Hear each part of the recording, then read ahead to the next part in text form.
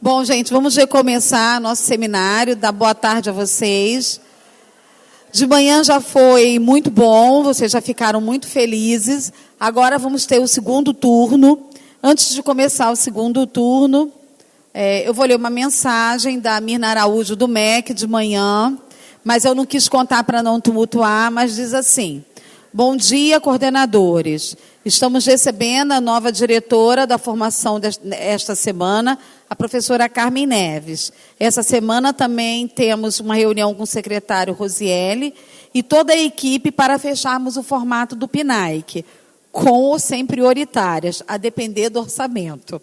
Assim, acredito que na próxima semana teremos os encaminhamentos para a continuidade do programa. Mais uma vez, agradeço a compreensão e a confiança que depositam nesta coordenação. Então, para vocês saberem que o Ministério da Educação está fechando a proposta, então, semana que vem, já teremos a versão definitiva, o encaminhamento da proposta. Tá bom? Então, podemos já continuar aqui. Bom, vamos à segunda parte do evento. Agora nós teremos a mesa redonda intitulada Escola, Formação de Professores e Pesquisa. Nós temos como convidada as palestrantes Alexandra Garcia, da Universidade do Estado do Rio de Janeiro. A nossa querida professora Maria Elisa Almeida, aqui da UFRJ, supervisora do CISPACTO. E a professora Fernanda Frambach. Fambrach, tá. Que também foi nossa aluna aqui na pós-graduação e também da Rede Municipal de Niterói, tá bom? Esclarecendo que tanto a Elisa quanto a Fernanda fizeram um trabalho acadêmico analisando o PNAEC. E a professora A Alessandra esteve conosco no ano de 2013 como nossa supervisora no Polo de Friburgo e é uma professora que se dedica às pesquisas sobre formação de professores, né, Alessandra? Então, nós vamos começar, nós vamos dar de 15 a 20 minutos para cada uma e, ao final, nós vamos fazer também, abrir para o debate. Pedimos que as pessoas que estão ao vivo, né, também possam encaminhar as perguntas. Nós vamos pegar com o Luiz lá atrás, também, novamente, né, Luiz? Você manda de novo para o meu celular. E nós vamos repassando para a mesa à medida que o debate cresce, tá bom? Então, nós vamos começar com a professora Elisa. Gente, boa tarde. Para quem não me conhece, eu sou Elisa. E hoje eu trouxe um pedacinho do que foi a dissertação que eu fiz, tá? Então, eu vou trazer, e eu pensei, o que eu levo para eles, né? Que contemple tanto o que eu gosto, o que eu estudo, política, quanto a realidade do PNAEC, que são vocês, né? Que é a sala de aula, escola, tá? Então, espero que gostem. Não sou nova, tá? Aviso logo, eu não tenho aquele dom. Então, vamos lá. Agora. Bom, o título é Construção de uma Agenda Política para a Alfabetização Infantil. O Pacto Nacional pela Alfabetização na Idade Certa, o PNAEC. Eu fui orientada pela professora Daniela Patti, que muitos conheceram. Ela foi ela foi adjunta em 2015, aqui mesmo na Faculdade de Educação. Bom, gente, eu acho que para começar, a gente tem que saber da onde eu estou falando política pública. Muito se fala, muito se discute, muito se... Peraí, gente, porque está voando. Muito se fala, mas a gente tem que saber o que significa, da onde eu estou falando, né? Então, eu penso que uma política pública é alguma tentativa que o Estado ele tem para tentar resolver, diminuir problemas sociais. Então, por exemplo, uma desigualdade, né? Seria isso. E como ele faz? Ele faz com programas, ações, e é disso que nós iremos falar. Pronto. Então, a metodologia que eu usei é do Maynard Zibol. Maynard, amanhã vocês vão ter a palestra. E eu vou falar um pouco sobre como é que se pensa isso, né? O quê? Isso o quê? Ciclo de políticas. Então, como é que eu esquematizei? Eu fiz aqui a ideia de todo o processo que qualquer política ela passa. Desde, aí vem, olha só, a primeira coisa é a identificação do problema. Então, vamos pensar, assim, o que há de problemas, a gente já está no cunho, né, social, o que existe de problemas na sociedade brasileira? Um monte de coisa. Mas o que esse grupo que vai formular a política faz? Ele pensa estrategicamente quais são. Porque você saber que são muitos, todo mundo sabe. Agora, focar é que está o diferencial. Então, você identifica. Depois que você identifica, você senta com os seus pares e constrói uma agenda. Agenda aqui seria o quê? Uma lista. São as prioridades. É o que eu preciso. Por exemplo, todo o governo, por exemplo, Dilma, Temer, ele tem uma agenda. Gente, sem comentar. Ele tem uma agenda. E essa agenda, então, tem.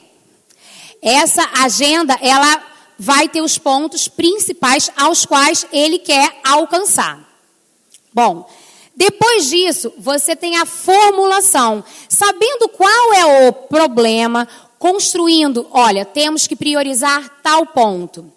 Você vem para o item formulação de uma política. E a formulação de uma política, aí eu vou para o teoricamente, ela deveria ser feita tanto por quem está à frente da política, líderes, quanto por especialistas na área. Então, deveria ser um diálogo entre pessoas que são expert naquele assunto, junto com os que estão à frente da política, ok?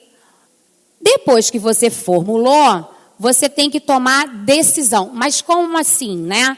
Você tem que pensar para quem eu vou fazer essa política.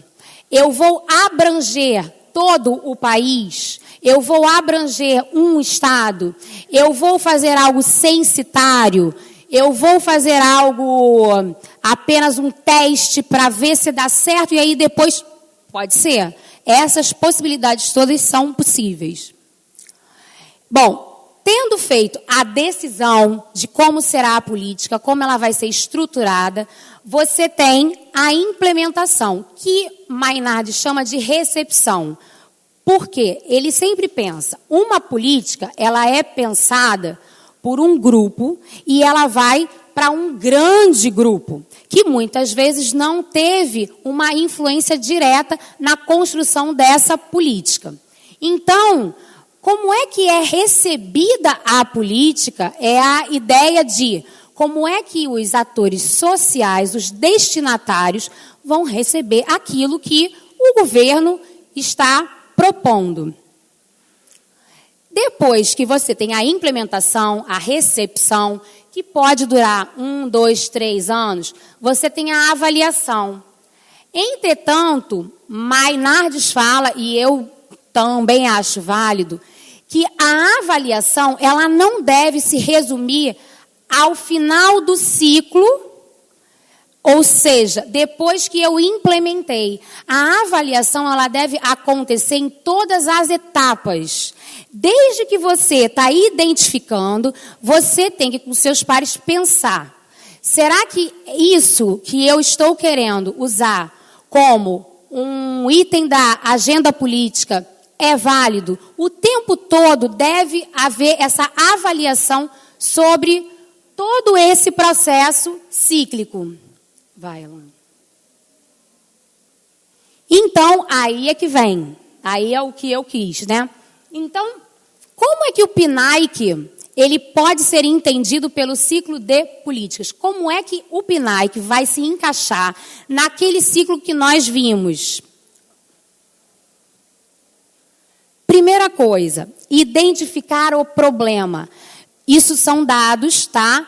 21,2% das crianças, segundo o IBGE, é a porcentagem de analfabetos infantis, mesmo estes tendo passado pelos primeiro, segundo e terceiro anos do ensino fundamental. Então, você tem um problema. Tem muitas crianças analfabetas.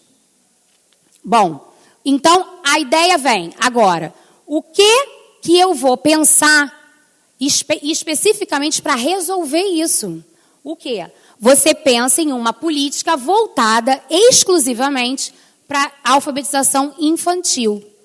Feito isso, você agora senta, conforme eu falei antes, idealmente, com os pares, especialmente com especialistas da área, para pensar como é que vai ser essa política. E aí eu trouxe, que foi algo que eu, conforme fui fazendo a dissertação, eu vi que nada vem por acaso e tudo vem de uma construção.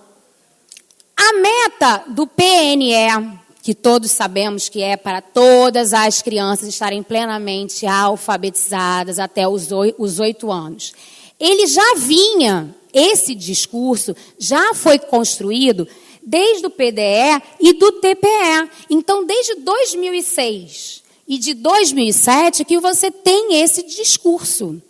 Então, não foi algo que surgiu aí. Ele já vinha sendo solidificado e com o PNE de 2014 a 2024 sedimentou. Tá? Mas, aí é que está.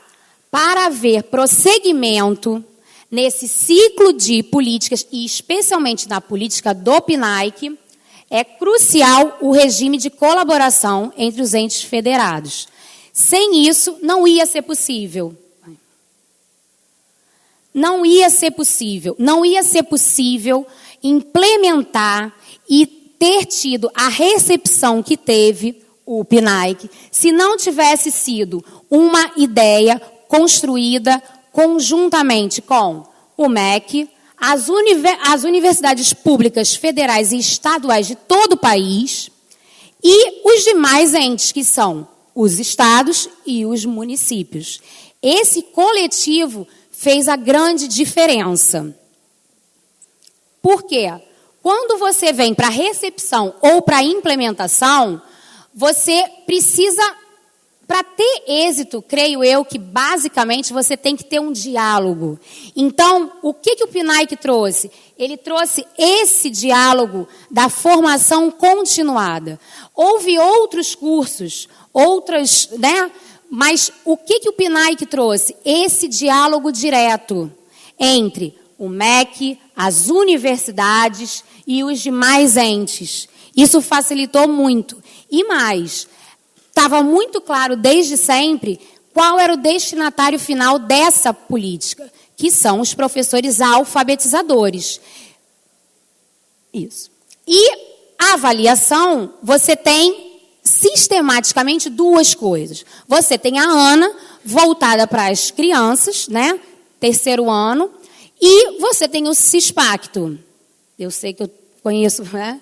Mas o CISPACTO, ele é responsável por monitorar as execuções e os processos que todos os envolvidos fazem parte, né, e que ganham bolsas, eles têm. Então, desde o coordenador geral, adjunto, supervisores, formadores, coordenadores locais, orientadores de estudo, professores alfabetizadores, todos estão envolvidos e, de uma forma direta ou indireta, eles são avaliados pelo CISPACTO.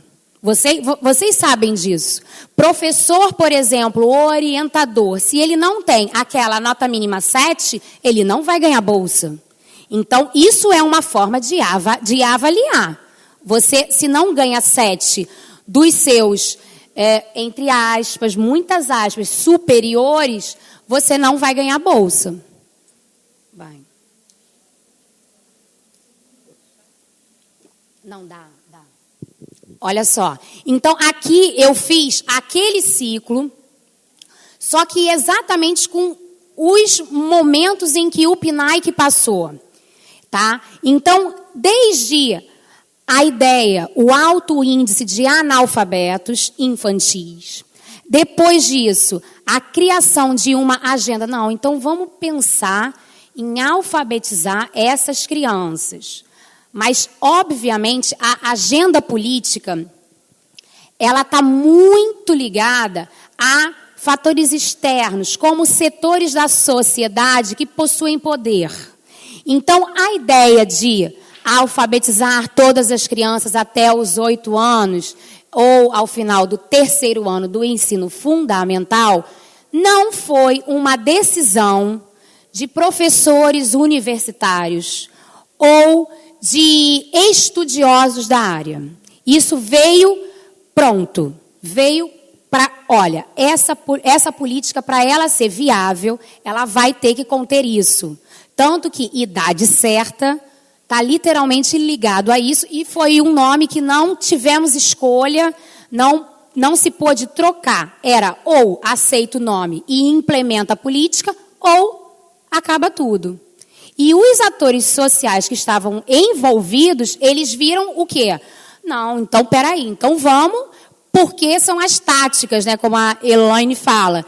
É um modo da gente entrar na prática de cada professor alfabetizador e ver se muda esse cenário. Então, você tem a adesão, conforme eu falei. Depois, você tem o curso de formação. Lembre-se, o destinatário principal do PNAEC são os professores alfabetizadores. Por quê? Eles é que vão diretamente lidar com as crianças dessa faixa etária, 6 ou 8 anos, que é o foco da política. A gente, os outros atores, estão envolvidos, sim, só que o destinatário principal é o professor alfabetizador. E eu quero que vocês lembrem que, como eu falei, a gente está num ciclo, a ideia que eu tenho política é de ciclo. Um ciclo, ele não finda, ele não acaba. Ele pode se manter ou se reestruturar, ou se reorganizar, se repensar e ressignificar. Pensando agora exclusivamente o PNAEC no estado do Rio, que é o que a gente conhece e vive desde 2013. Qual foi o diferencial dele? Por que deu tão certo? Esses significados que os grupos coletivamente criaram para pensar a alfabetização dessas crianças e a ideia de formação continuada desses professores foi fundamental e foi o divisor. Então, pensar que esse ciclo pode ser ressignificado até por esferas mais poderosas, mas quem está ali na prática, quem é o destinatário é o professor alfabetizador. E é o que vocês, prefeituras, Estado, estão mais envolvidos e que vão fazer a diferença. Para a política dar certo, ter êxito, ela precisa ter êxito nesse ponto. Ok? Obrigada. Deu tempo.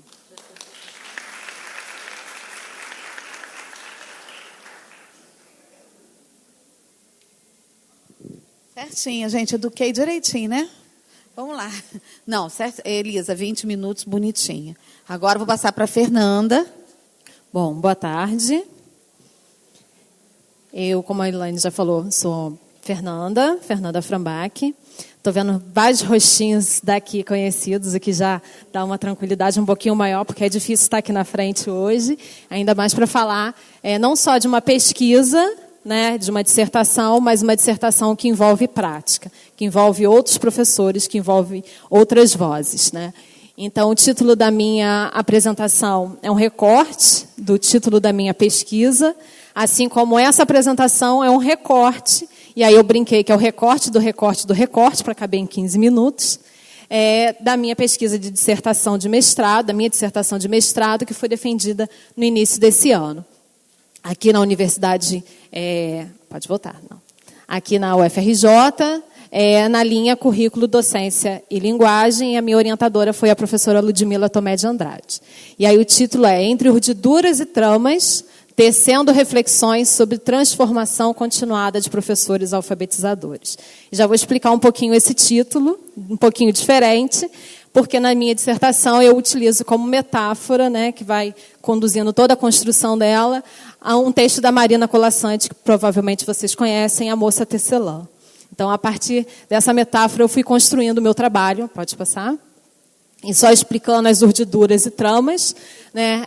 As urdiduras são fios que são colocados perpendicularmente no tear. E a trama é aquilo que vai sendo construído, que vai formando o tecido. E aí, essa urdidura é formada por fios. E aqui estão alguns fios que foram utilizados, que me auxiliaram a construção dessa dissertação.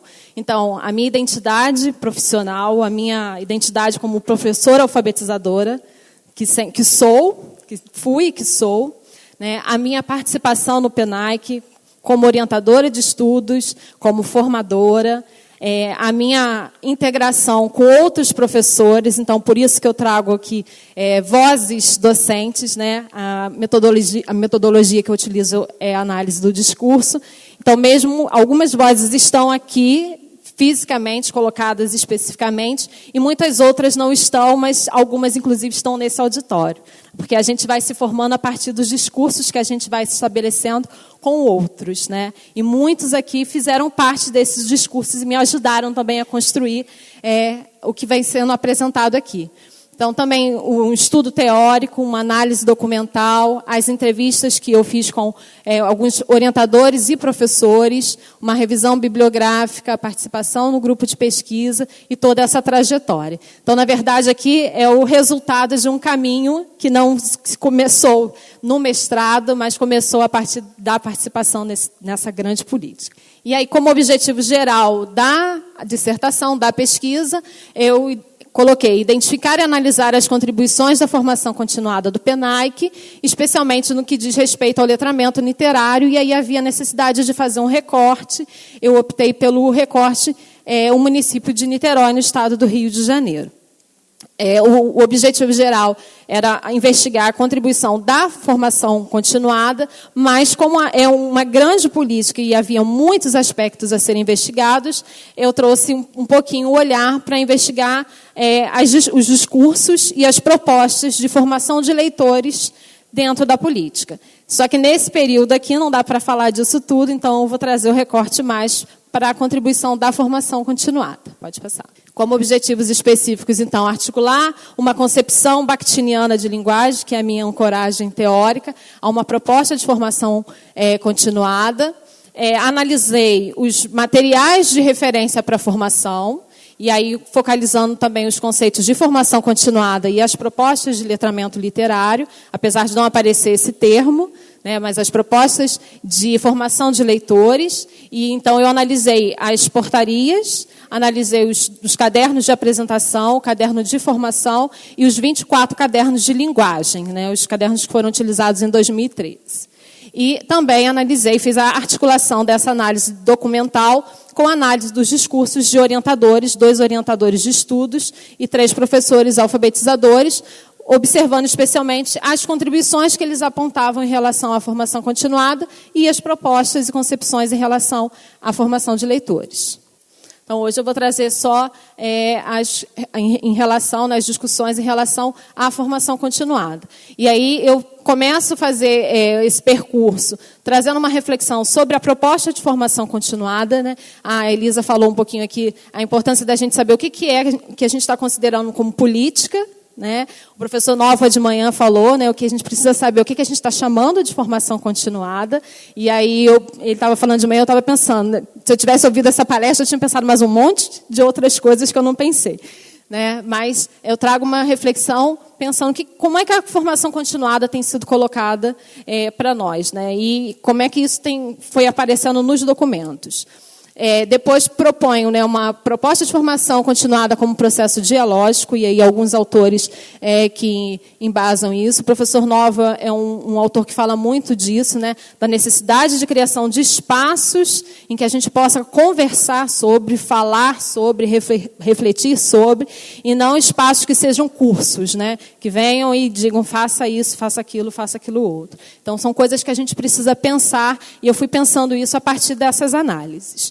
Depois eu faço uma reflexão, né, um resgate histórico da formação de professores no contexto brasileiro. Eu escolho como marco temporal a Constituição da Rede Nacional de Formação de Professores, né, a RENAFOR, e vou fazendo esse percurso, perpassando pelo proletramento. Não sei quantos de vocês participaram dessa política, mas o PENAC tem uma grande influência, né, deriva em muitos aspectos do proletramento, e em seguida traço esse percurso, faço uma análise, né, da formação continuada dentro do PENAC, de como foi essa instituição, de quais são os eixos e estruturas. Bom, e aí eu vou um pouquinho para a análise dos cadernos, né? E a minha análise, o foco da análise foi observar que propostas, que concepções de formação continuada estão sendo veiculadas ali. A partir de toda essa reflexão no contexto brasileiro, e não só brasileiro, no contexto internacional, que concepções a gente encontra nesse material e como é que essas concepções foram sendo discutidas. E o que eu encontrei nos cadernos, especialmente, eu acredito que isso vocês já têm ouvido também, porque isso foi uma coisa que foi sendo discutida ao longo desses 3 anos, é que, em muitos momentos, o caderno, o próprio documento, traz uma concepção de formação continuada como capacitação, né, como aprofundamento, e aqui eu trouxe 2 trechinhos ali dos cadernos, né, a formação como um mecanismo para garantir ferramentas, um enfoque muito grande nos planos de aula, nas sequências, para garantir, traçar estratégias e aprofundamentos teóricos. Não que isso não seja importante, pelo contrário, a gente teve, desde o primeiro ano, uma grande responsabilidade, uma grande discussão na importância da gente trazer esses conceitos teóricos para a discussão, mas sempre valorizando o conhecimento do professor, não considerando que ele estava vindo, né, como uma caixinha vazia que ia vir para receber aquilo que depois ele ia transmitir, mas sim como uma proposta de trazer os conhecimentos, as contribuições de cada um, do orientador, do professor, do formador, para que isso fosse sendo construído.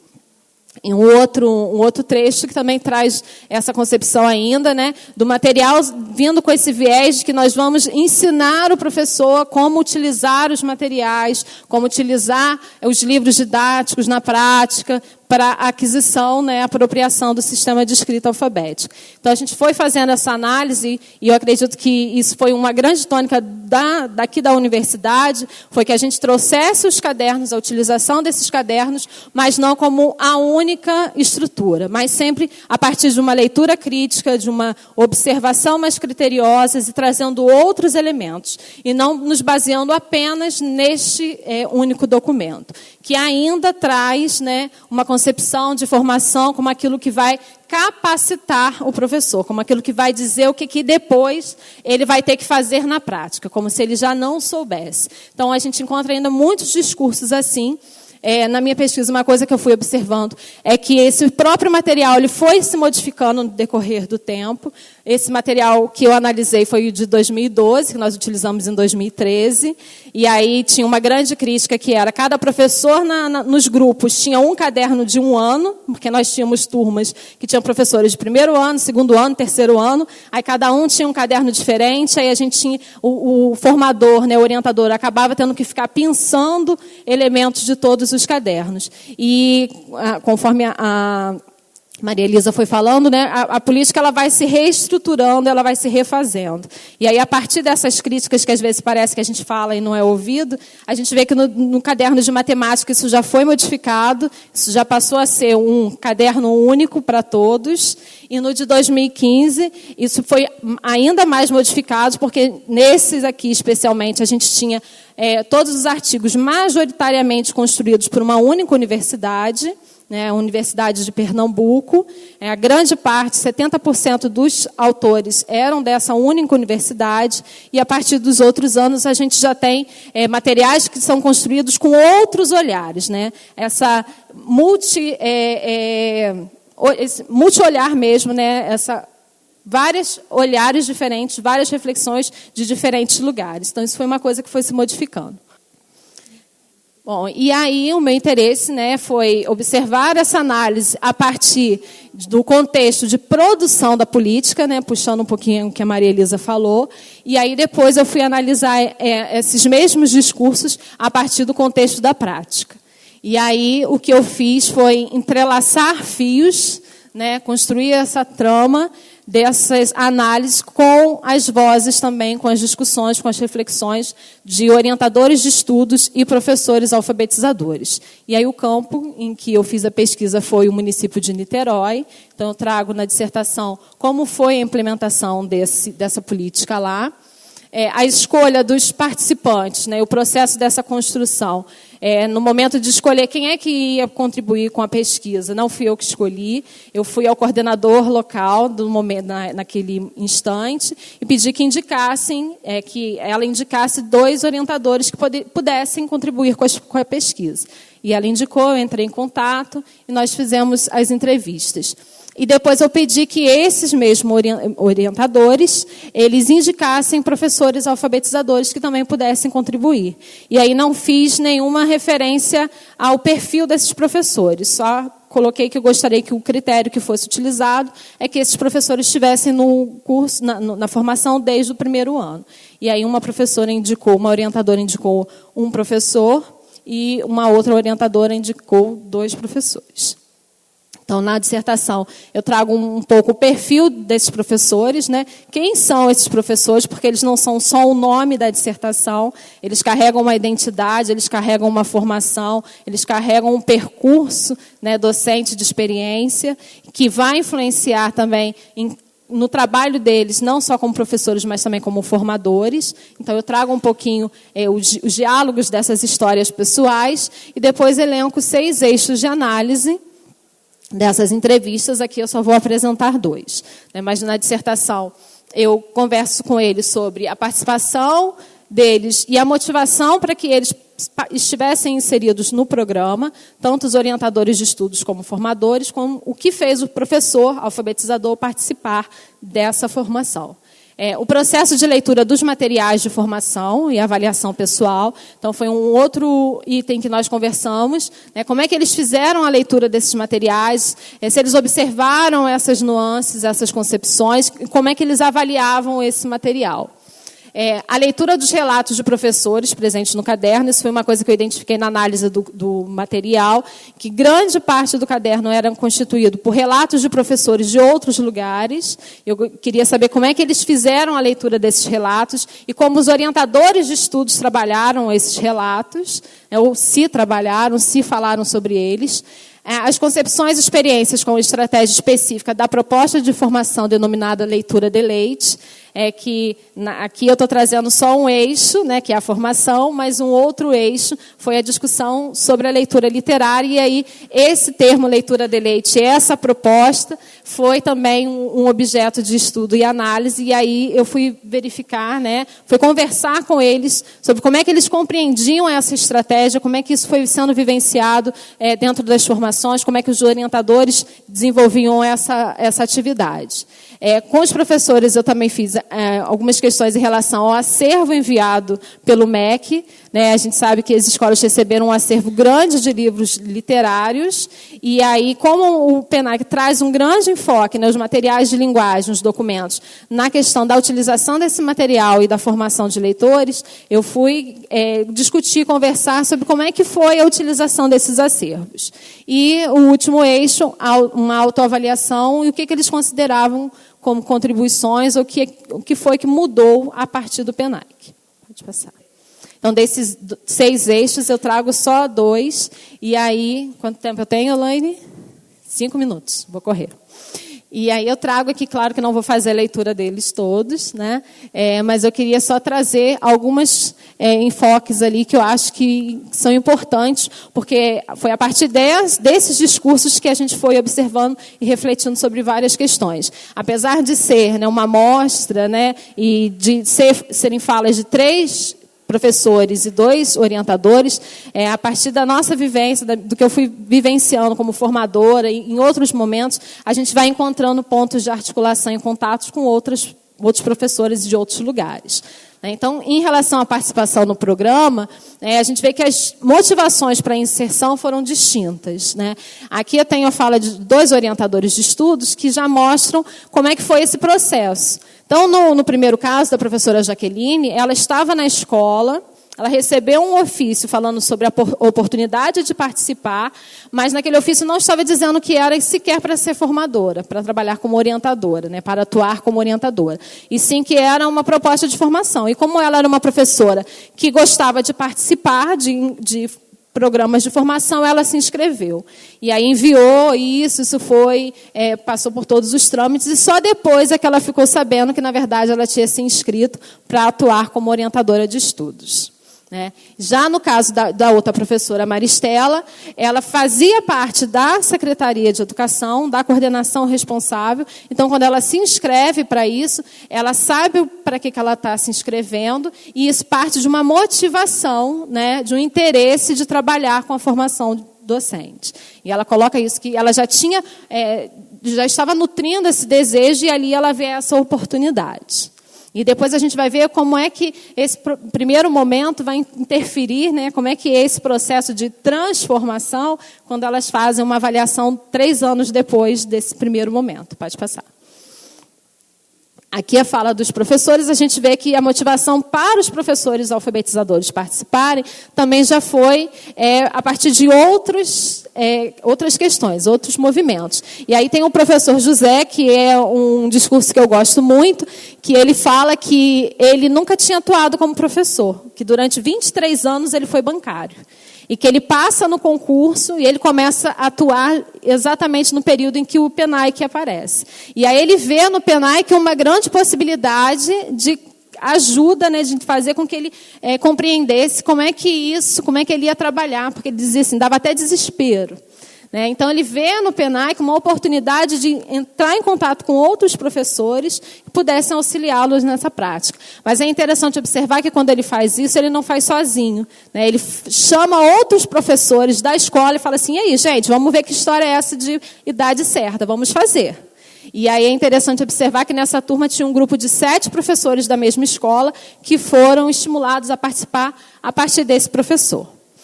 Já a professora Luciana, ela traz uma outra questão, que na escola dela, o que veio é que a participação era obrigatória, que todos os professores alfabetizadores tinham que participar.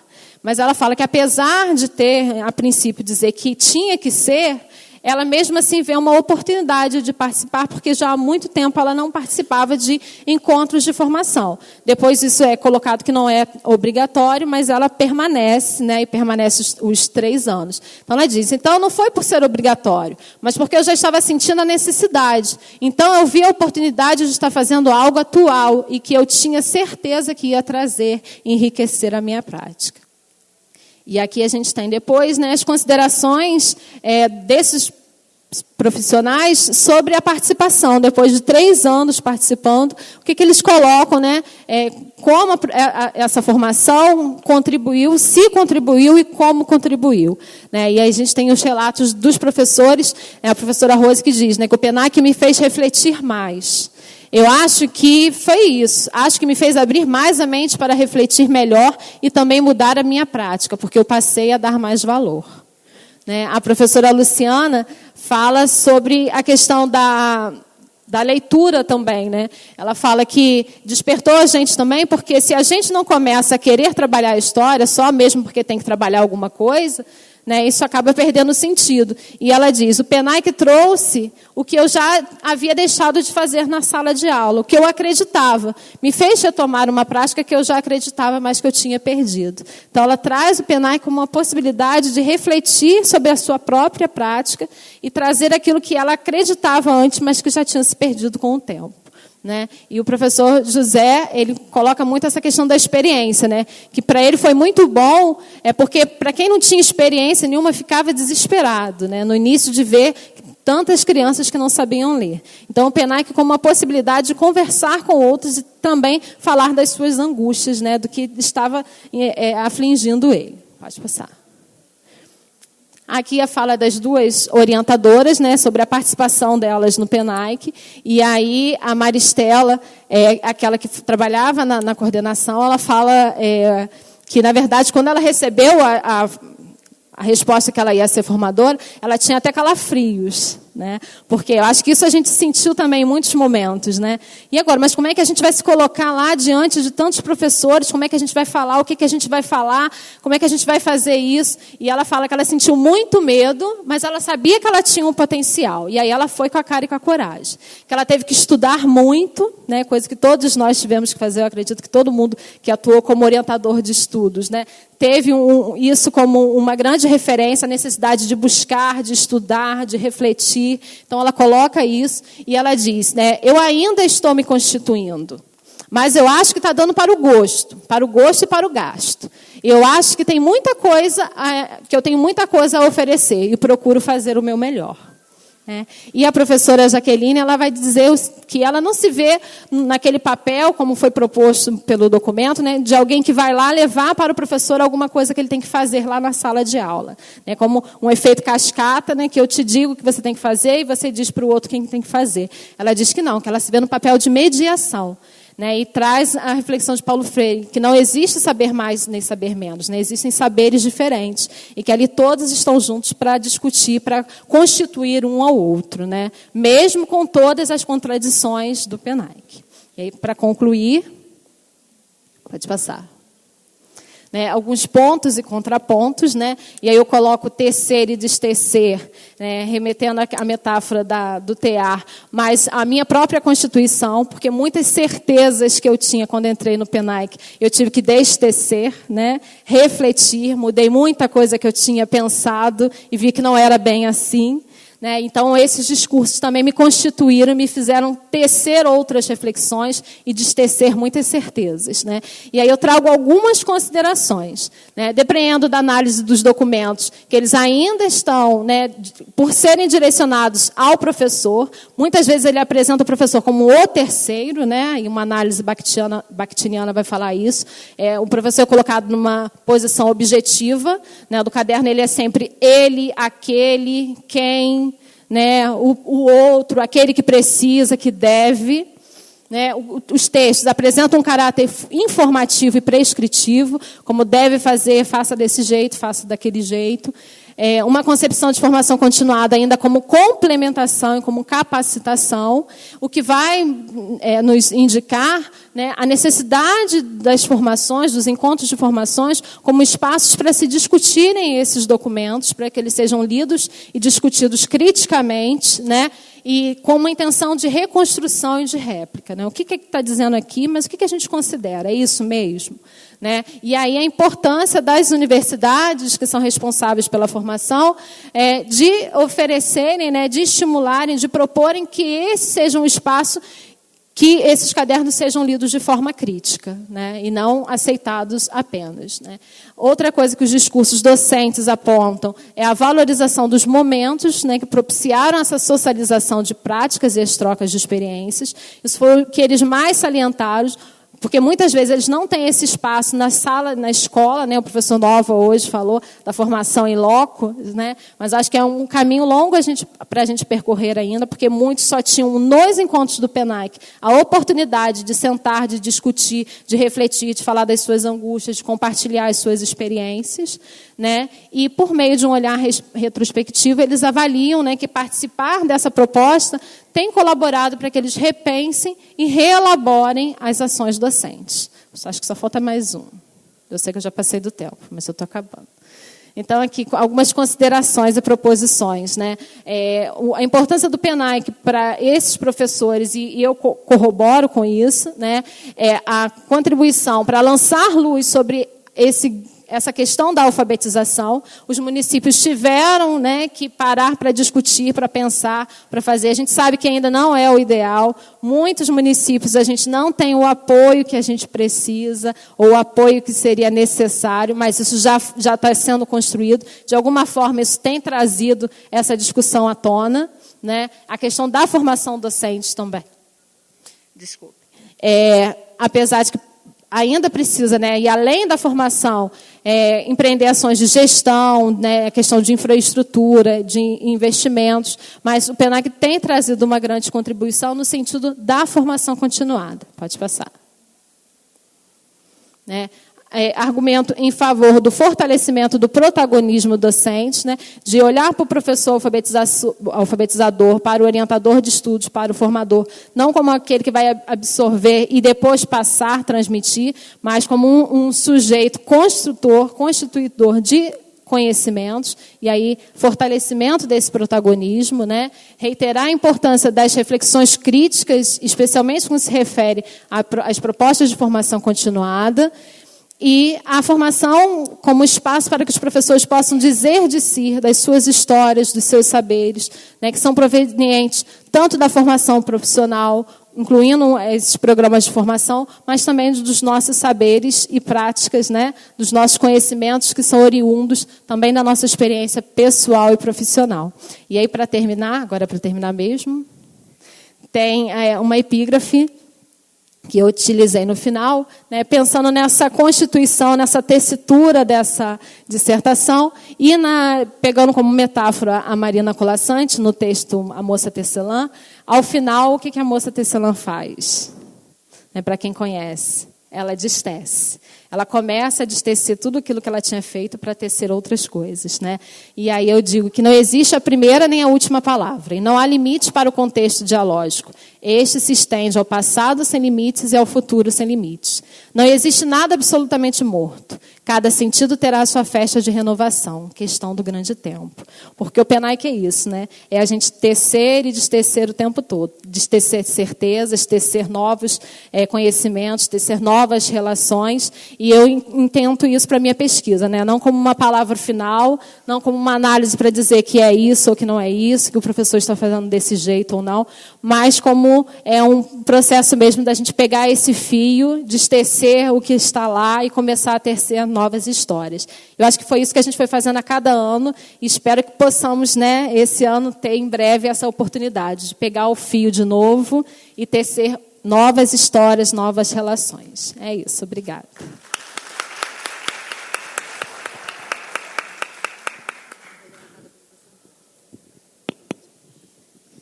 Agora eu vou passar para a Alexandra. Gente, eu estou tão emocionada. É o laranjinha, aqui no campo. Não, aqui. Esse. Gente, eu fiquei em pé só para cumprimentar vocês, para dizer que eu estou com saudade, muito tempo que eu não vejo muitas pessoas aqui, e que é sempre um prazer poder falar com vocês. Eu acho que entre as coisas boas, né, que o programa proporcionou, a possibilidade da gente encontrar com um número muito grande de professores atuantes nas redes públicas de vários municípios do Rio, ela não pode ser deixada de lado, né? Então, eu fiquei em pé só para cumprimentar vocês e para pedir licença que eu vou falar sentada, que é para controlar melhor o tempo, que eu me programei para um pouquinho mais, então eu vou tentar ser mais breve, e aí controlando ali no computador eu vou um pouquinho mais rápido, tá? Bom, eu não tive a oportunidade de conhecer, eu sou professora da Faculdade de Formação de Professores da UERJ, é um campus que fica em São Gonçalo, por conta da coincidência, né, de ir para esse campus, né, eu já estava no PENAIC quando fui para lá. Eu tenho encontrado ainda algumas pessoas que participaram conosco, porque eu supervisionava a região serrana, então a gente ainda se encontra com professores de alguns municípios dessa região, principalmente de Itaboraí, né, de algumas regiões dali. Então isso também tem sido interessante, porque a gente acompanha um pouco o que está acontecendo depois, né? Eu vim falar aqui hoje, não especificamente da análise da experiência do PNAE, que a gente até apresentou um texto com relação ao trabalho que foi desenvolvido na região serrana, no ENDIP de 2014, no Ceará, né? Apresentei com a Neila, que foi formadora de alguns aqui, mas vim falar de uma discussão que eu venho desenvolvendo, já vim investindo um pouco nessa discussão para pensar a pesquisa e os processos de formação docente, né? Tanto no que se chama de formação iniciada, mas principalmente naquilo que é relacionado à formação continuada e ao diálogo entre esses dois espaços-tempos de formação, que eu venho chamando de formação compartilhada, né, para pensar um pouco o encontro e a conversa como uma metodologia de pesquisa e formação. E é um pouco disso que eu vou falar com vocês. Por coincidência, mas não simplesmente coincidência, né, eu também trouxe um trecho da Moça Tecelã, porque esse foi um livro que a gente utilizou muito nas formações, era um livro muito querido, né, pelos professores. Acho que não foi coincidência você terminar com ele ou começar com ele, né, um pouco para a gente tecer as nossas reflexões a partir daí. E desse trecho que eu gosto muito, né, que fala de como que a moça acordava para tecer seu dia, né, e como que ela tecia e escolhia as linhas daquele dia, com maior carinho, com maior cuidado, né, para que aquele dia fosse o mais radiante possível, né. E aí isso me remete muito à imagem, né, de tecer cotidianamente as escolas, os currículos, né, e de se tecer enquanto professor, enquanto a gente tece esse dia a dia na escola, né, da tarefa complexa que é escolher essas linhas, né, que são os conhecimentos, as experiências, os princípios, todas as escolhas que nós fazemos no dia a dia, né, nesse cotidiano, que é uma tarefa complexa, né, para que depois a gente tenha aquele bordado. A gente parte da ideia que a escola ela é uma produção viva, né? E que é viva porque ela é produzida a partir das experiências dos sujeitos, né? Não existe escola, não existe política, não existe currículo sem os sujeitos, né? A gente, nos estudos do cotidiano, a gente costuma chamar esses sujeitos de praticantes, né? A partir do pensamento de Michel de Certeau, justamente para dar ênfase a essa ideia de que o que constitui, né, todos os espaços sociais é a prática desses sujeitos, né, que imprimem nesses espaços também essas marcas de vida e de identidade. E aí a gente tem que pensar, né, que tudo aquilo que a gente faz, né, nessa prática cotidiana, ela está o tempo todo sendo permeada, sendo atravessada pelos contextos, né, nos quais nós estamos inseridos, e que esses contextos eles se desenham numa relação entre escalas, né, interescalar, se a gente for o pensamento do Boaventura, né? Então, a gente precisa considerar também que existem contextos do que poderia ser pensado como a macroescala, né? Em que as políticas nacionais elas são propostas, né? E que essas políticas elas vêm principalmente contemporaneamente, né? Acionando algumas engrenagens que buscam um certo controle, né, dos sistemas de ensino e do próprio processo educativo, daquilo que vem se chamando de educação do ponto de vista das políticas oficiais, né? E elas se acionam principalmente, né, através das formulações de currículo, das propostas de avaliação ou das políticas de controle que tem a avaliação como instrumento e da formação de professores. E é um pouco nessa engrenagem aí que a gente se encontrou, né, nessa experiência do PNAE, e eu acho que a gente se encontra permanentemente, né, nas políticas com as quais nós estaremos permanentemente em contato, né, e estamos sujeitos na nossa atuação docente, né, na escola pública. Eu acho que é importante também a gente ressaltar, né, um contexto muito atual e que vem impactando já as nossas discussões sobre currículo, que vai impactar certamente a nossa prática docente, que é a formulação de uma base nacional comum curricular, né, e que a gente sabe que muitos dos processos que estão se colocando na formulação dessa política vão na contramão do que a gente vem construindo há anos, né, no campo das políticas produzidas em educação, né, nos municípios, nas redes, das pesquisas produzidas em currículo na universidade. Então, como é importante a gente chamar a atenção para isso que está acontecendo agora e como nós também não vamos ficar passivos diante do que vai se colocar, porque nunca ficamos, né, diante de política nenhuma, né? Bom, e aí pensando um pouco mais, né, essa ideia do encontro e das conversas na formação de professores, né, o que a gente toma aqui para conversar, para puxar o fio dessa conversa, né, a escola pública, a educação e a escola pública são o ponto de partida e o ponto de chegada de qualquer prática de formação, de qualquer proposta, né, que se volte para a formação, né. Fazer pensar a formação precisa ter como ponto de partida e chegada essa escola, essa educação pública, né. Isso nos coloca alguns aspectos a considerar, né. Entre esses aspectos, eu destacaria as interlocuções que são necessárias às produções de conhecimento na formação, então a necessidade da interlocução, os espaços-tempos que precisam ser garantidos para que se compartilhe, se produza saberes de forma mais coletiva e solidária, e os caminhos da pesquisa com a formação de professores, né? Porque são caminhos que, ao mesmo tempo, buscam compreender, né, como é que os processos formativos estão se desenvolvendo, o que eles estão produzindo, mas também são caminhos que podem, né, e na minha compreensão, eles devem, ao mesmo tempo, intervir nesses processos formativos, porque nós temos urgência. Assim como o coelho da Alice, né, a gente tem pressa, né? Então, não dá para pensar a formação sem fazer a formação. Então, pensar e fazer a formação, para a gente, são processos que caminham juntos nas pesquisas. E aí, o que significa, né, a partir dessas premissas, pensar o encontro como metodologia de pesquisa e formação, né?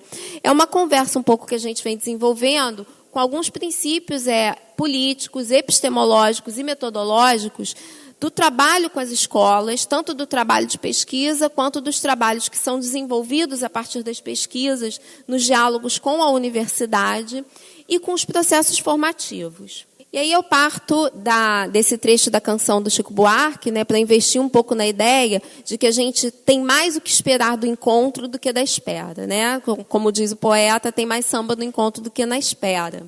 Então, o que isso significa? Pensar que nesse encontro, os processos formativos, em seus diferentes momentos, estão se dando.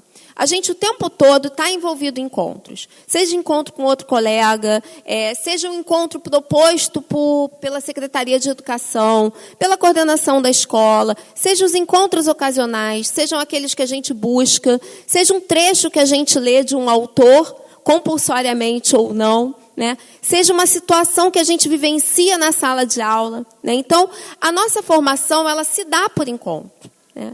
Se ela se dá por encontro, por que não pensar estrategicamente esse espaço do encontro como um espaço potente para a formação?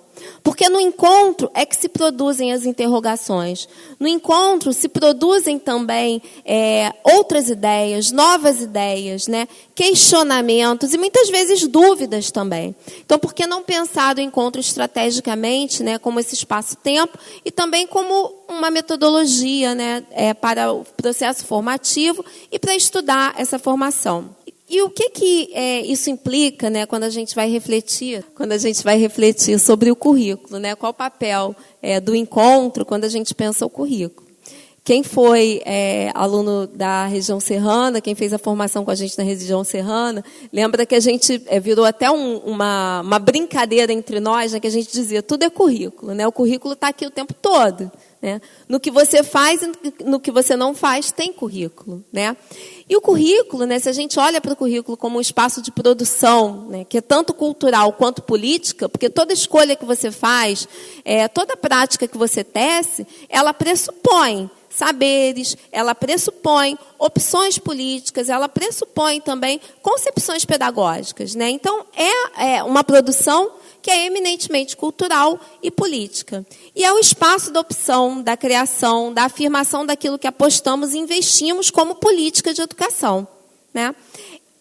Alguns autores se referem a esse espaço da produção cotidiana como espaço da micropolítica. Nós vimos investindo na ideia de que essa separação entre micro e macro, ela é só para ficar mais didática, só para a gente compreender. Porque, no final das contas, o que está se produzindo no cotidiano também é política, né?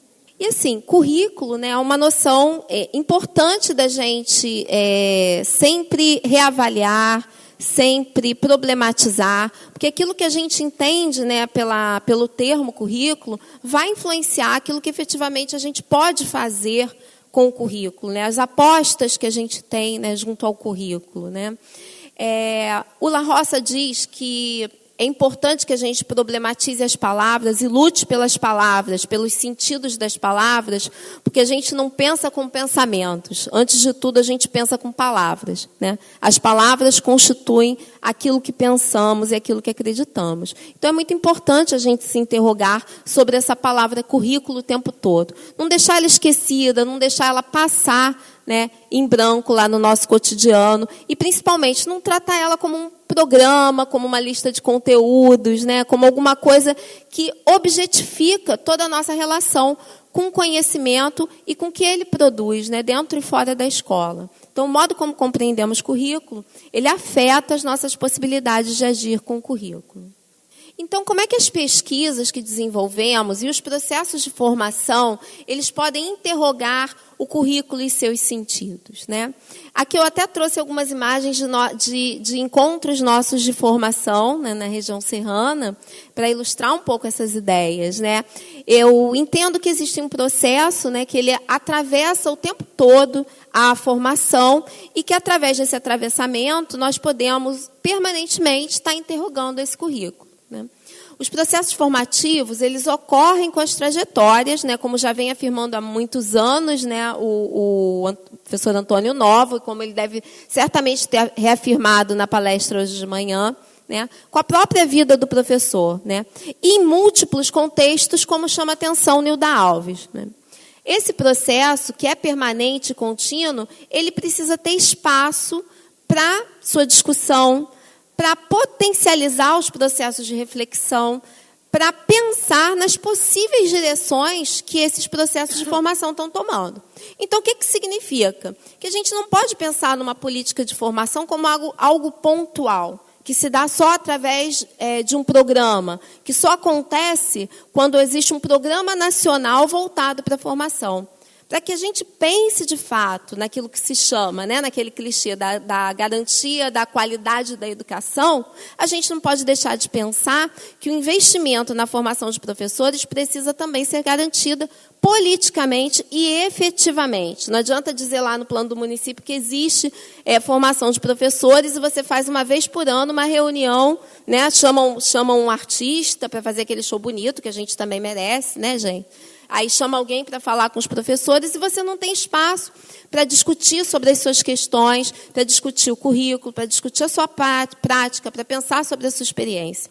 Então, as políticas de formação, elas precisam investir na garantia do espaço efetivo para que a formação aconteça. Para que esses processos que vão acontecer de formação tenham espaço para discussão e para reflexão. Os diferentes contextos nos quais as reflexões e os saberes sobre a escola e a docência se produzem são campos férteis para diálogos que podem convergir com processos formativos.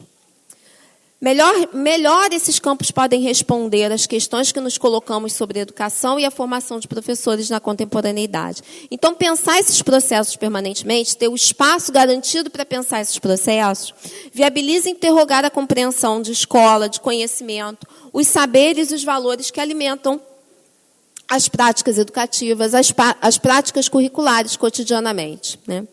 Também torna possível pensar com os professores o modo como as demandas contemporâneas afetam os currículos que produzem, os usos que fazem das propostas políticas, suas escolhas curriculares cotidianas, que são políticas e pedagógicas e que também produzem políticas.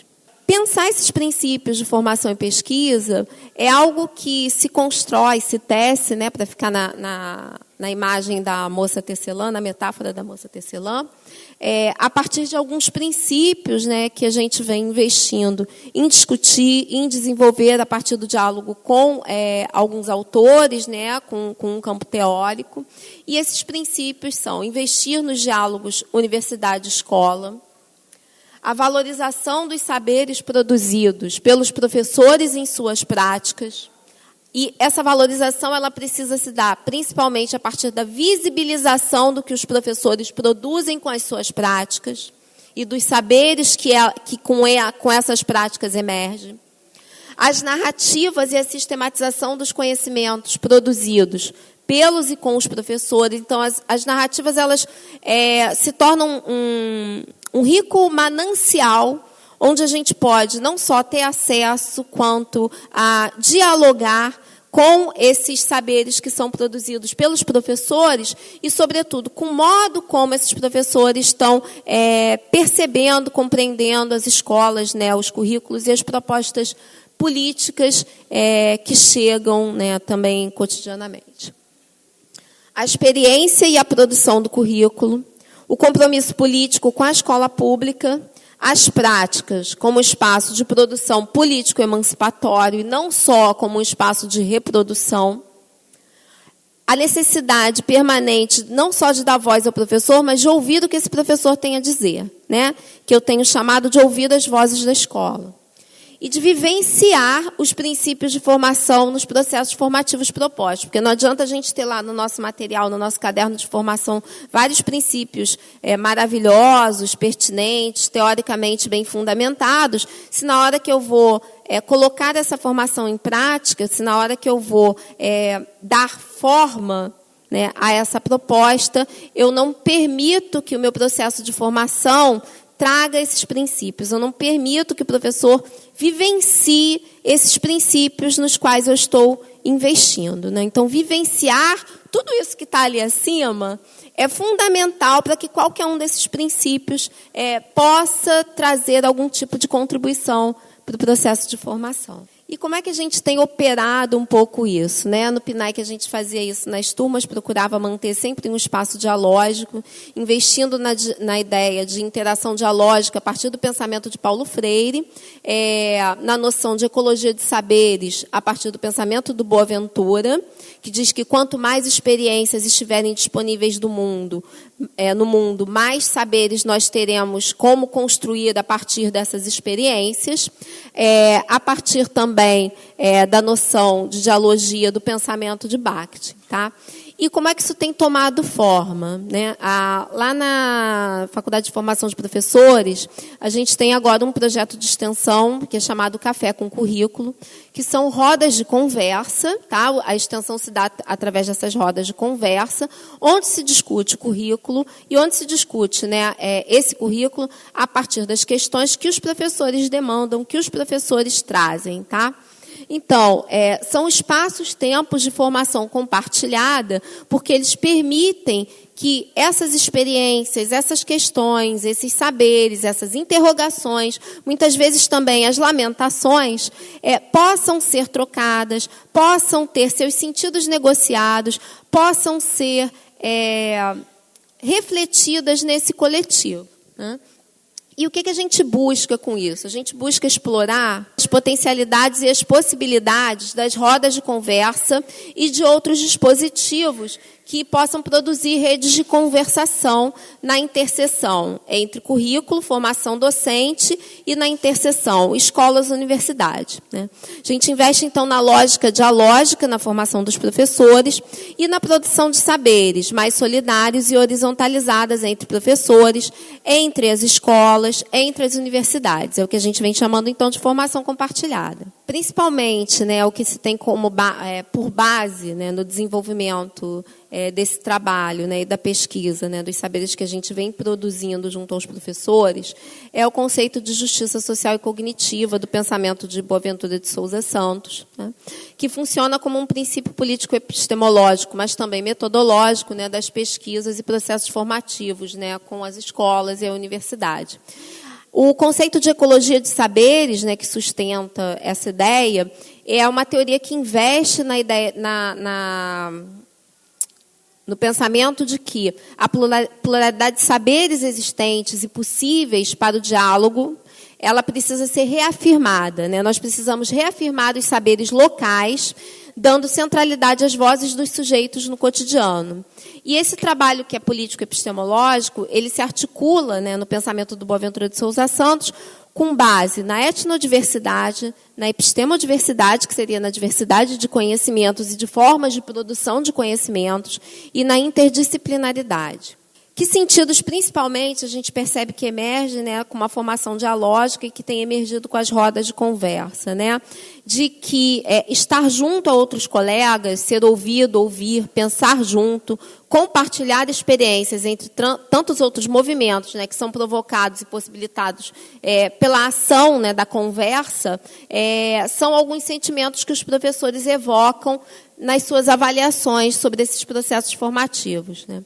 E a gente busca, com isso, ir ao encontro, né, do pensamento de Boaventura de Souza Santos também, quando ele diz que buscamos criar um espaço epistemológico, político e metodológico capaz de reabilitar os sentimentos e as paixões enquanto forças mobilizadoras da transformação social. Agora eu vou pular um pouquinho. Vamos lá para o final. Tem 5 ainda? Então não vou pular muito, não. Isso implica em pensar, pode deixar aí, né? Que o método e o caminho são muito orientados pela pergunta que a gente faz antes, né? Que é aonde a gente quer chegar. Que é a pergunta que a Alice faz, né? Quando ela encontra um gato numa árvore, no seu caminho. Quem não lê Alice no País das Maravilhas, é bom ler, né? Porque a gente está tão dentro do País das Maravilhas atualmente que só lendo um pouco de literatura para a gente se inspirar e pensar como é que a gente sai dessa toca onde esse coelho entrou, né? A Alice pergunta para o gato que caminho que ela deve seguir, né? E o gato diz assim, depende. Ela, como assim depende? Ela, depende de para onde você quer ir. Então, essa é a pergunta que a gente tem que se fazer o tempo todo, né, quando nós pensamos em propostas de formação docente, quando nós pesquisamos a formação docente, né?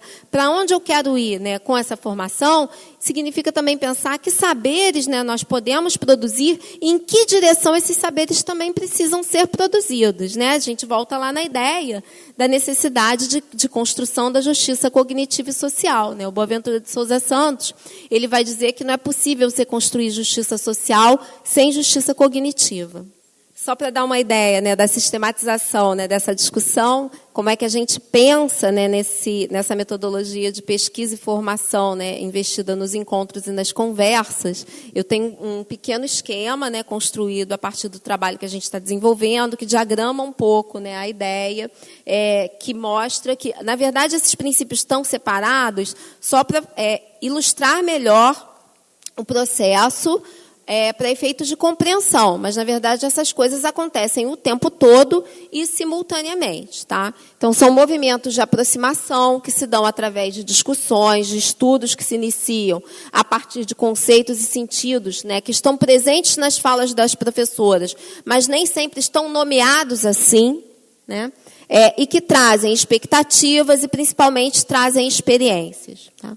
Os diálogos que se tecem, né, a partir dessas aproximações, com ideias, com autores, com teorias, com outros colegas, com outros saberes, e que provocam interrogações, desestabilizações, principalmente, desconstruções, das representações, das ideias mais cristalizadas de escola, de aluno, de conhecimento, de currículo, de avaliação, né? Então, desconstruir o que está posto é muito importante para que a gente possa produzir outros novos saberes, né, com os saberes que estão disponíveis a partir das experiências docentes e do diálogo com esses saberes, né?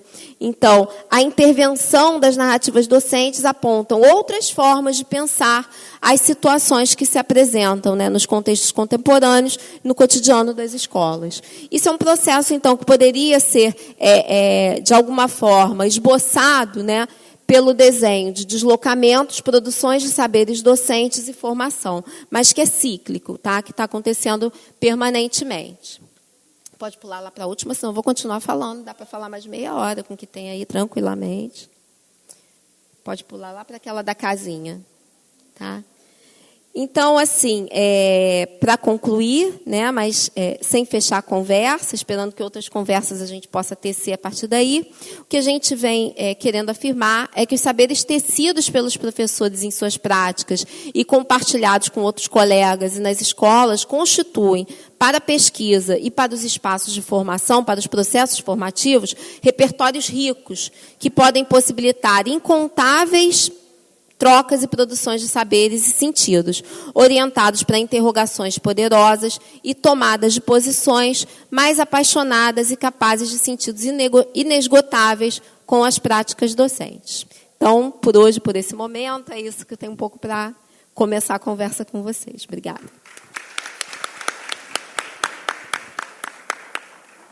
Bom, gente, nós temos algumas pessoas aqui ainda ao vivo. Eu vou falar rapidinho, porque essas pessoas de manhã não tiveram tempo de se expressar, né? Diante de tantas perguntas do público. Mas eu vou repassar para que a mesa anote aí, e para quem for feita a pergunta, depois a gente amplia aqui. A Débora Monteiro, ela disse o seguinte: Elisa, reforça o papel das políticas públicas e temos que pensar que em educação, para termos sucesso na aprendizagem dos alunos, temos que alcançar a todos. Isso só se consegue com políticas públicas. Tá? Então, ela pede para você dar uma reforçada. E vamos ver outra aqui. Espera aí. Agora o pessoal diz que os slides estão vendo. E a outra é as tramas que vão se fortalecendo. Né? Assim se faz educação. Né? Então, e a Débora está atenta também, e ela disse, educação tem que estar sempre em movimento. Aí depois vem uma questão, elas vão conversando, depois o outro problema é a escola no campo do currículo e da concepção restrita que se pode ter dele. Aí eu acho que aí já vem a questão do currículo. Bom, gente, o pessoal colocou ao vivo, agora a gente vai passar aqui para o microfone. Quem gostaria de fazer pergunta, a mesa, para a mesa ampliar o debate. Quem gostaria de começar? Então, eu vou passando, por enquanto, para o pessoal que está ao vivo, e quem quiser depois levanta para... A mesma coisa, levanta para fazer a pergunta como de manhã, tá bom? Você tem uma pergunta? Então, faz logo a pergunta, depois elas respondem no bloco do quem está ao vivo. É só uma dúvida em relação ao slide da Elisa, que você colocou um dado do IBGE, mas você não colocou o ano. Aí eu gostaria de saber qual o ano de referência daquele dado. Tá? Só isso. Mais alguém aqui na plateia gostaria de fazer uma pergunta? Não? Então, eu vou passar para a mesa responder, e, de repente, eu faço... Para a mesa responder, e, de repente, também eu posso fazer uma indagação. Né? Eu acho que eu tenho coordenado, né, durante esse tempo. Cada uma que foi falando, eu fui ficando mais curiosa. Né? Então, deixa eu explicar. Aqui, IBGE, eu comi mosca mesmo, era para eu ter posto e era para eu ter exposto que esses dados eles foram coletados na época em que se estava pensando a construção política, como ia ser o desenho dessa política PNAEC. Então, ele é de 2010-11. Você teve o proletramento antes, né, como a Fernanda falou, mas a ideia do PNAEC, ela veio com esses dados que continuavam altos, mesmo tendo toda a criança aprendendo, proletramento. Ele veio como uma tentativa exatamente de diminuir ou sanar mesmo, né? Então, 2010-11, esse IBGE, isso foi da época ainda que eles estavam formulando. Creio que hoje deva ser menor. E outra coisa, quando a Débora, né, falou sobre reforçar políticas públicas, sim, eu acho que a ideia que ela, creio eu, né, que ela quis trazer é de que uma política pública, o ideal é que ela seja construída coletivamente. Claro que governo, né, quem está no poder, obviamente tem uma voz, tem mais força. Mas, se houver um coletivo fortalecido, essa política pode enviesar para um lado mais próximo a gente. Acho que há realidade, a quem está destinada à política, e não tanto aos quereres e gostar de pessoas que estão no poder. Tá. É isso.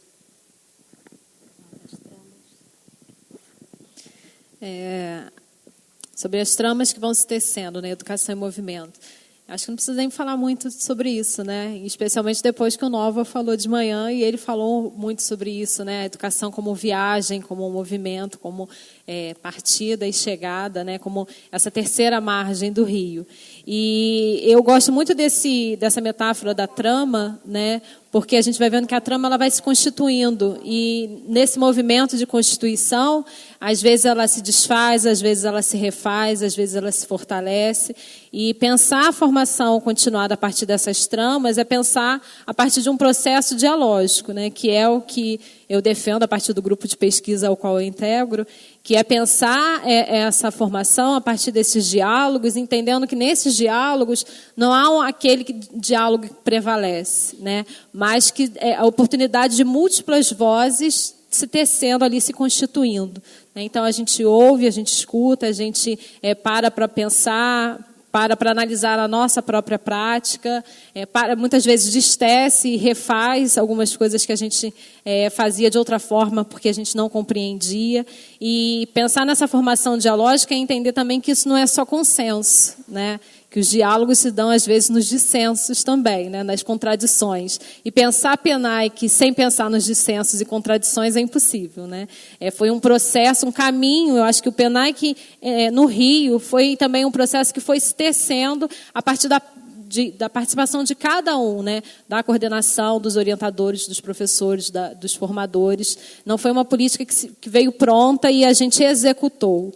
Mas a gente foi tecendo, foi construindo, reconstruindo, refazendo em muitos aspectos. E é isso que eu acredito enquanto educação também, né? Que enquanto professores a gente precisa também ter essa concepção, que a gente está ali para tecer junto com o nosso aluno, para tecer junto com o outro professor, e não apenas para imprimir alguma coisa, né?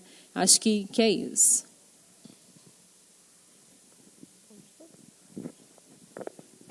Não sei se foi a Débora também que perguntou sobre a visão restrita de currículo, né?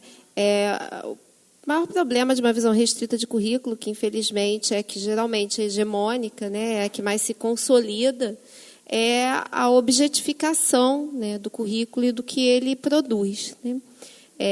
Já em 95, né, Tomás Tadeu e Antônio Flávio Moreira diziam que você não pode tomar o conhecimento e a cultura como coisas, né, porque eles são processos, né? A produção do conhecimento, né, é um processo que envolve a interação dos sujeitos com o mundo, né, que impõe elementos, né, da cultura, questões de poder, né, da vida social, as experiências, os saberes, os valores e os sentidos que esses sujeitos imprimem no mundo, né? E quando você vai deixando isso de fora, né, quando você fica com o objeto, né, do conhecimento, do conteúdo, num programa e numa grade, quando você olha para o currículo assim, né, sem vida, sem matéria, sem relevo, né, você está deixando de fora tudo isso que é processo. E qual é a maior implicação disso? Que você deixa de fora do currículo, né, esses sujeitos. Né? Você passa a lidar com um currículo morto, né, com conhecimento morto. Acho que seria a maior implicação, né, para a gente pensar nisso, né? Como é necessário a gente resgatar as contribuições de outras tantas noções de currículo, né, que foram produzidas, né, no campo do currículo, né, no campo teórico, que são muito mais potentes, né, e muito mais efetivas para nós pensarmos o que nós produzimos socialmente, cotidianamente, culturalmente, né, e, consequentemente, para a gente pensar aquilo que a gente faz, né, nas escolas, né, aquilo que a gente faz com os saberes e com os conhecimentos a partir e com os sujeitos, né.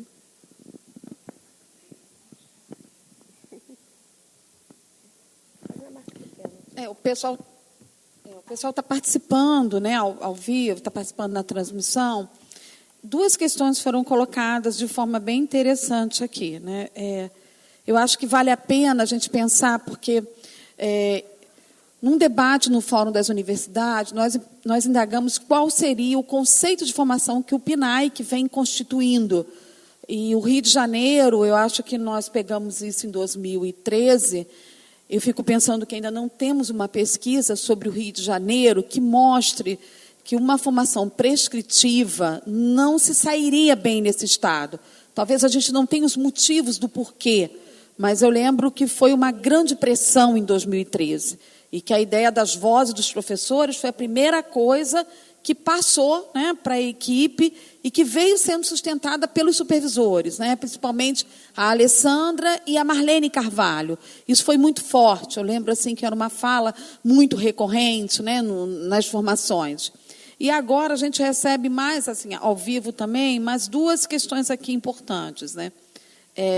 A primeira diz assim: o diálogo das universidades com as escolas, através dos professores, é um caminho para a superação dos conflitos que surgem, pois se o objeto de estudo e a relação do professor-aluno-conhecimento, não podemos negar que esses conflitos têm relação direta com a qualidade do processo de ensino-aprendizagem. Acho que foi um pouco do que vocês falaram ao todo, né?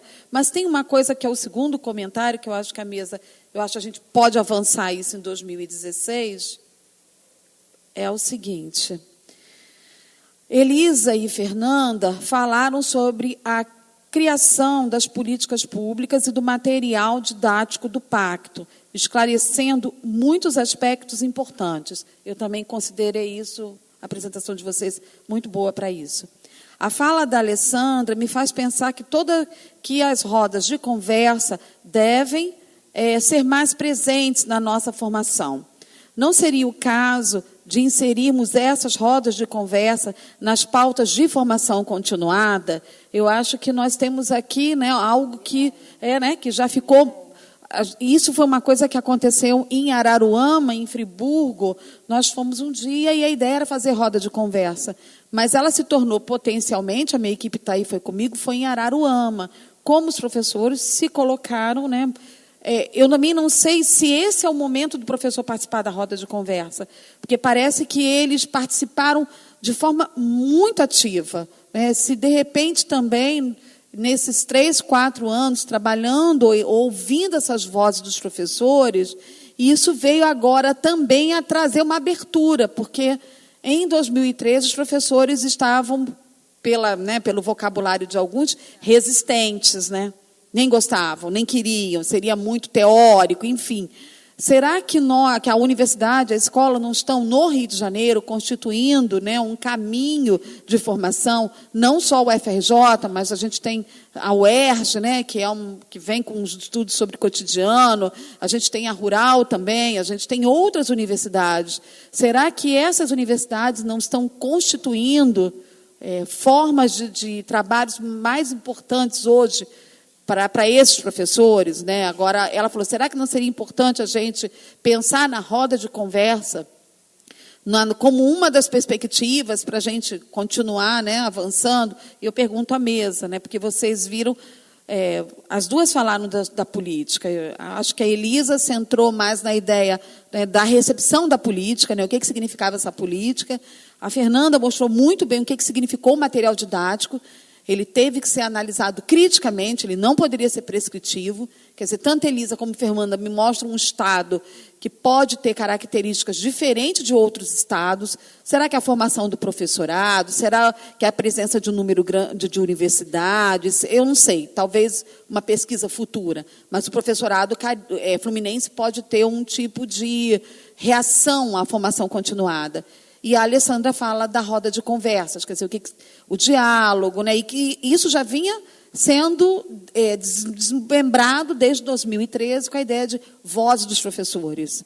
Ano passado a gente trabalhou com a ideia de princípio formativo, mas a gente não tinha pensado na lógica que a Alessandra já amplia essa ideia. Então, talvez seja um caminho para a gente pensar na formação continuada e como um Estado inteiro, né, um Estado e suas redes municipais foram respondendo a isso. Desculpa se eu fui muito longa, acho que eu fiquei pensando comigo.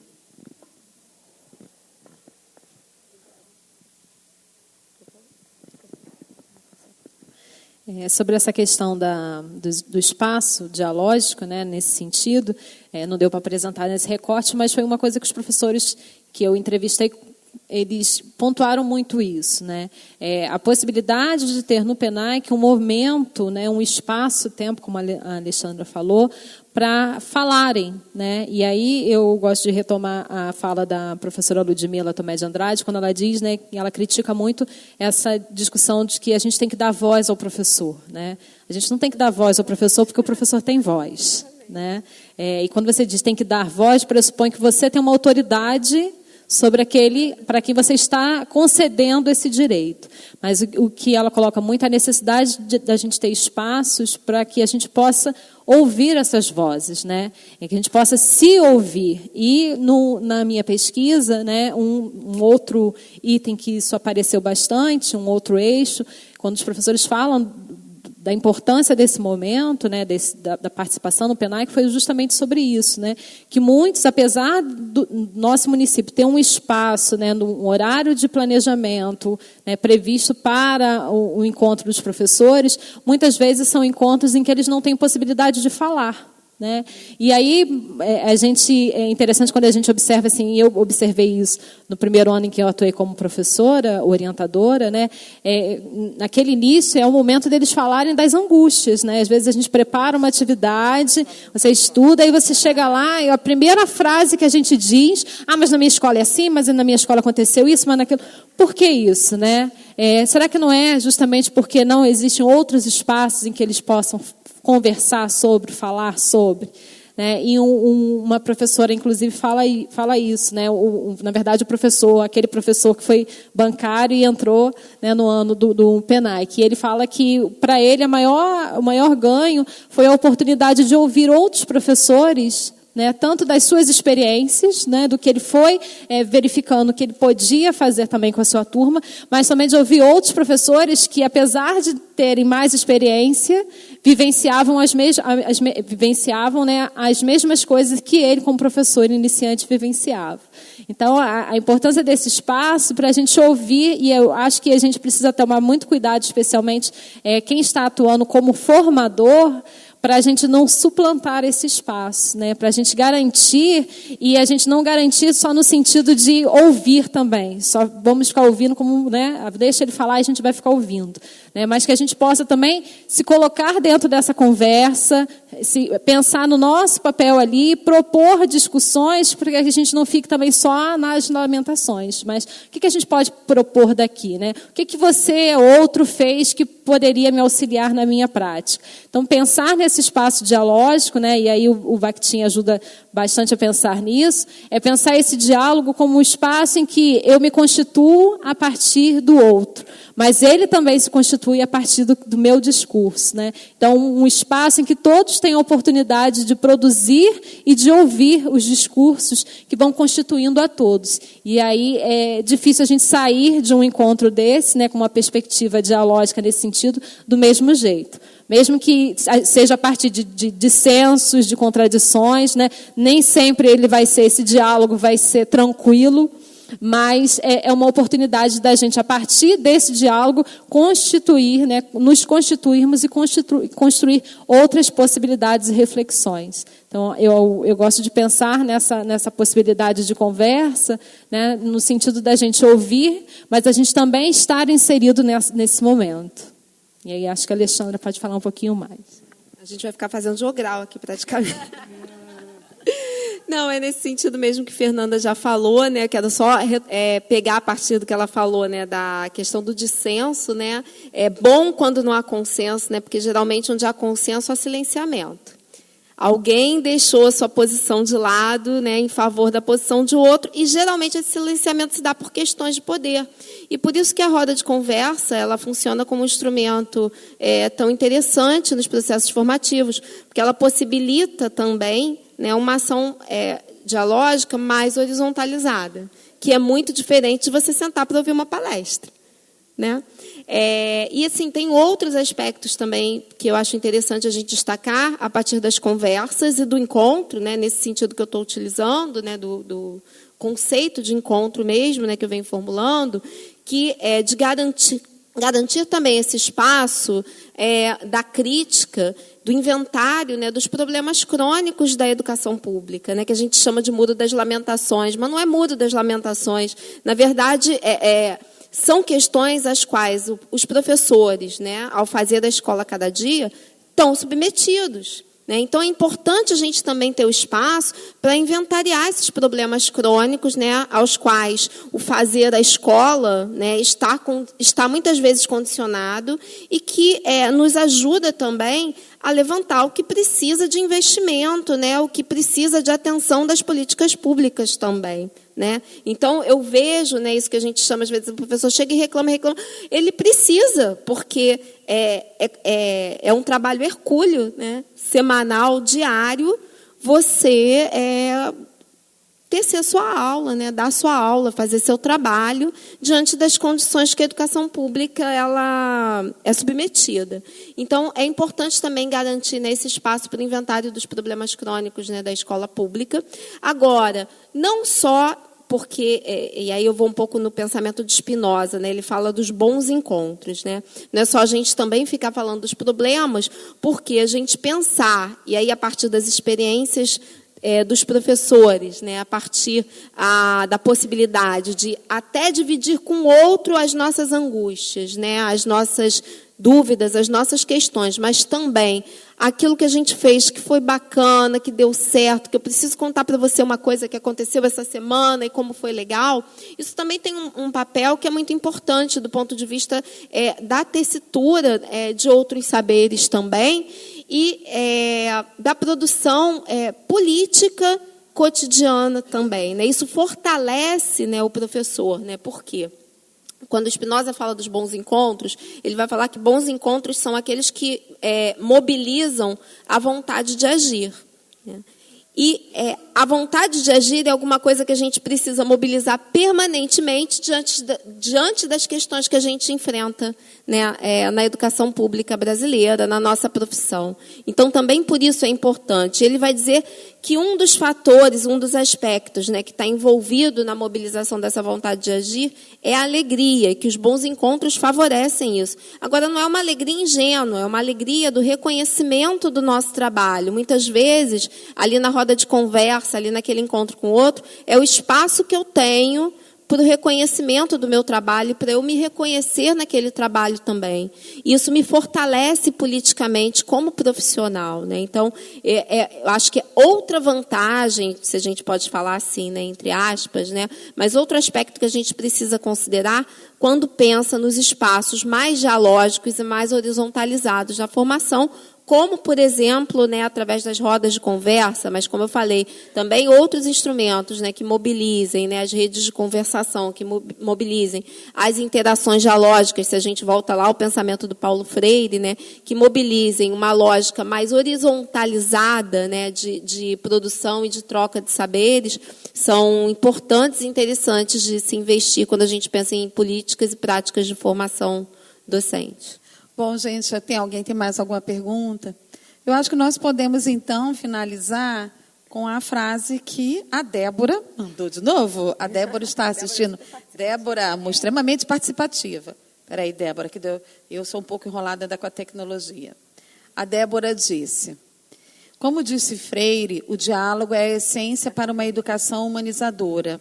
No processo formativo, ele é o instrumento mais simples, mais acessível que temos e de grande valor, pois é um fenômeno essencialmente humano que envolve o uso da linguagem e a reflexão.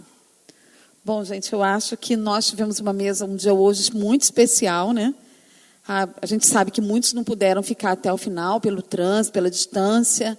O ideal seria haver uma hospedagem para todos ficarem no centro do Rio de Janeiro. É um sonho nosso, mas quem sabe. Mas dizer que foi um dia muito produtivo, né? Nós começamos com uma manhã surpreendente e uma mesa também muito especial, muito enriquecedora. Eu fico muito contente, né, como coordenadora, de saber que não foi fácil, mas foi muito bom, né, coordenar até aqui, e pretendo continuar 2016, com um grupo que não aceita qualquer proposta, né? Justamente, eu fiquei muito curiosa, sabe, Fernanda, e também com Elisa e Alessandra, saber que grupo é esse, que estado é esse, né? Que redes são essas, que professores são esses, né? Que diante de uma política dessa, grande, preparada, né? Vinda tendo um grupo como Todos pela Educação, como uma grande força, né? Ela veio muito fechadinha, mas ela foi criando desdobramentos e foi potencializada justamente pelos municípios, né? Eu acho que foi um tipo de resistência por dentro. As coisas foram, né, e foram sendo recontextualizadas, refeitas, e a gente percebe como o professor se envolveu. E ele disse, não, agora sou eu que falo nessa história aqui. E como pressionou a universidade pública para que criasse novos caminhos para se pensar a formação continuada. E isso é uma aprendizagem também para a universidade, né? É um caminho muito bom para a universidade. Bom, e aí, então, nós nos vemos amanhã. Amanhã vamos ter de manhã o professor Jefferson Mainardes, durante toda a manhã. Ele vai falar, né, ele vai fazer um bom debate, né, se é preciso ou não um currículo para alfabetização. Ele vai trazer discussões aqui bem apimentadas amanhã de manhã. E à tarde nós também teremos uma mesa, que teremos uma especialista também sobre formação continuada, que é a professora Tereza, aqui da casa. E teremos também 2 trabalhos de iniciação científica. Um deles, a ex-estudante, ela apresenta um trabalho em que os professores não chamam, né, ela mostra aqui nos relatos de experiência, o PNAE não é chamado de curso, é chamado de encontro. Eu acho que amplia um pouco mais a ideia do que a Alexandra está falando. Eu sempre troco a Alexandra. A Alexandra está falando. E também temos um outro trabalho, que é também de uma cursista, que vai mostrar o confronto entre a teoria e prática para os professores na escola básica. E ela trabalha com um grupo de Friburgo. Então, um é sobre São José de Ubá e o outro é sobre Friburgo, 2 cidades que contribuíram muito para alguns estudos. Tá? Então, amanhã também teremos essa mesa à tarde. Vamos fazer uma divulgação hoje também, de novo, para que as pessoas possam assistir. E esperamos vocês até amanhã. Boa tarde.